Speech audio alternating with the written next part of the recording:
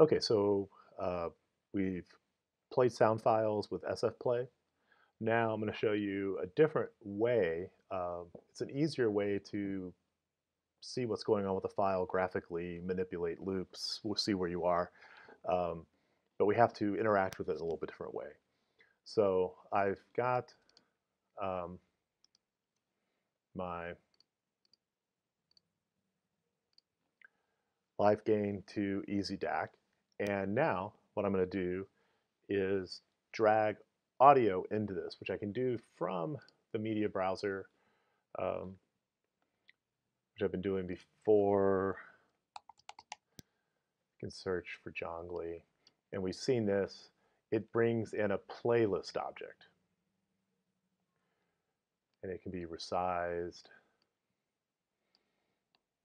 And its outputs can run. There's 1, 2, although I still think this is stereo. And it plays through. I can drag, if I drag from my Finder browser, I'm going to get the same thing. So maybe can drag a file straight over. If it's unlocked, it shows up. And I can have several of these in a program.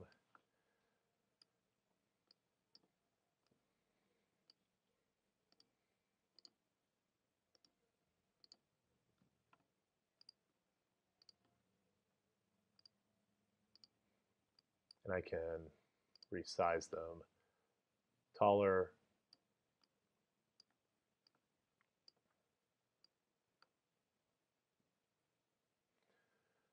Independent of it. It shows the file name for each one. And lock my patch.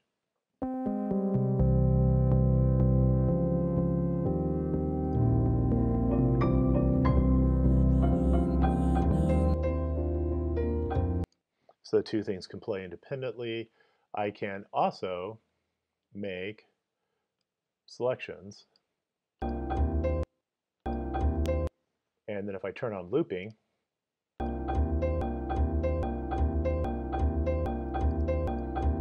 you can see if there's room, looping will go below the place start stop. Do it that way.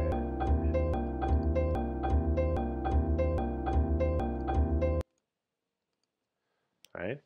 So pretty easy to manipulate, and show you a few other things I got going. So if I select one and go to the inspector,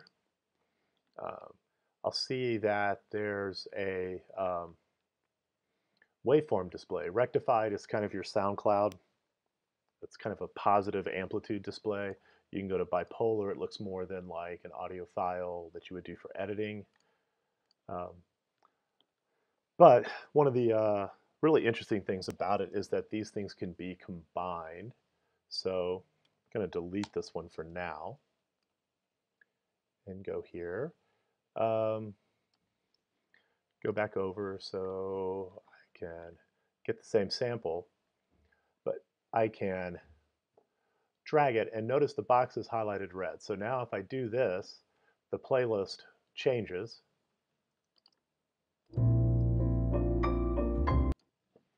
If I go back over and find the Jongli,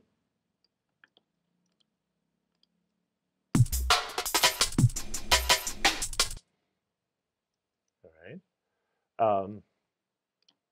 unlock it, because what I can also do, if I bring a sample over, and if you see, instead of putting it in the middle, if I drag it towards the bottom, you see that the line, the red line, is on the bottom of the playlist object.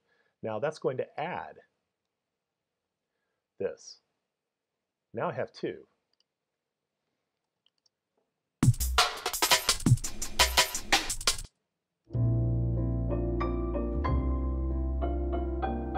Don't have to go through an open box that see their names. Only one can play at a time.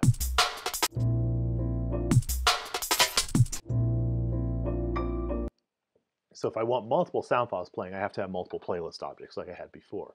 But if I want to move between files, I can just keep changing them in the one. Now, it did squeeze it in, and that's because of this expansion Let's see, I can remove, if I go back in, I should be able to remove it.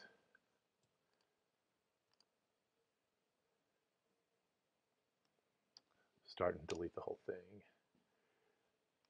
So what I had the jongly. Back in. And reconnect.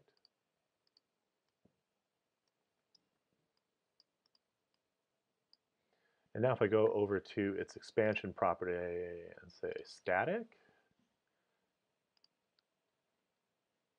and go back in, so I'm putting it at the bottom. That's not at all what I wanted. So it appears that I want to stay on squeeze. Okay. And I could just add as many as I want in here. Oh, static, it's there. So you mouse between them. I don't like that at all.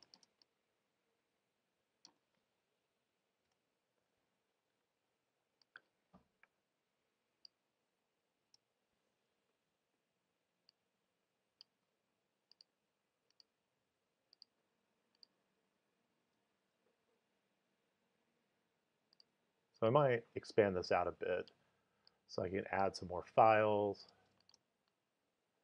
Let's keep unlocked. We go with the jongly. I'm going to put it on top.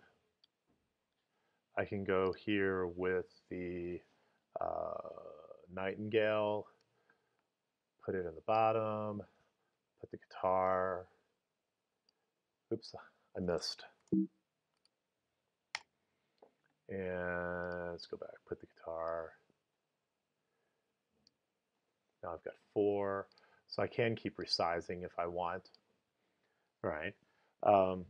So for this first part, I think what would be useful is just to show you one more thing, then I'm going to stop. I'll break it up into parts. So I have the 4, and I can play them.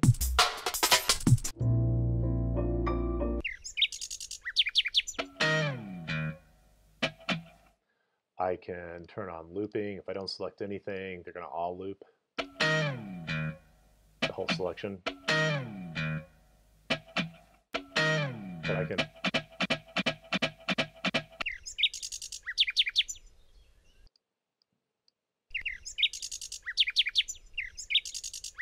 work on one that's not playing.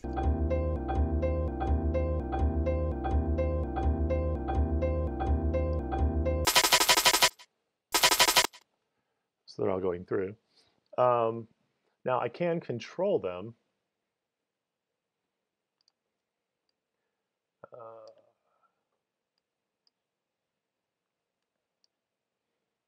Play all of them, or all of the first 2. I can control them with the keyboard, but not the space bar. So it does respond to a number. If a number is put into the input, that number is the clip that will start playing. And so I can type a 1, first clip is 1. And if I type a 0, it's going to stop. Right, so I can go back to a really easy automated way to play these.